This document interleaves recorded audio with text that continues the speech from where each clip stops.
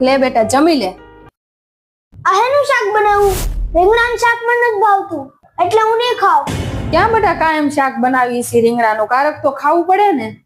હું આ શાક નહીં ખાવ, મને બીજું બનાવી દો.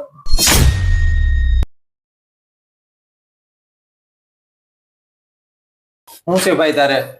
આ જોની મમ્મી મને રીંગણાનું શાક નથી ભાવતું તોય તે કહે છે ખા ખા.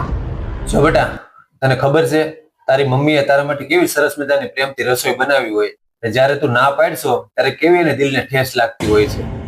જો બેટા, જીવનમાં આપણને મનગમતી વસ્તુ મળે એ જરૂરી નથી. જે મળ્યું છે એમાં સંતોષ માનવો ને એ સૌથી મોટો ગુણ છે. જે તારી પાસે પસંદગી કરવાનો વિકલ્પ છે, તો એક વિચાર કર કે જેની પાસે કંઈ જ ખાવાનું નથી તેની શું હાલત થતી હશે. આજે ઘણા લોકો એવા છે કે દિવસનું એક ટાઈમનું જમવાનું પણ તેને મળતું નથી, અને તારી પાસે તો કેટલા વિકલ્પો છે. અન્ન છે ને બેટા, એ ઈશ્વરનો પ્રસાદ છે. અન્નનો ક્યારેય અનાદર ન કરવો જોઈએ.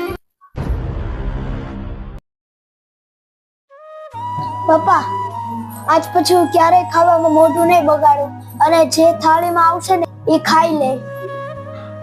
જો બેટા, થાળીમાં જે કંઈ પણ આવે ને ભગવાનનો પ્રસાદ સમજી અને જમી લેવું જોઈએ. બાળકોને ગુસ્સાથી નહીં, સમજાવીને પ્રેમથી વાત કરવી જોઈએ તો સમજી જશે. આ વિડીયો સારો લાગ્યો હોય તો દરેક પરિવાર સુધી પહોંચાડજો મિત્રો.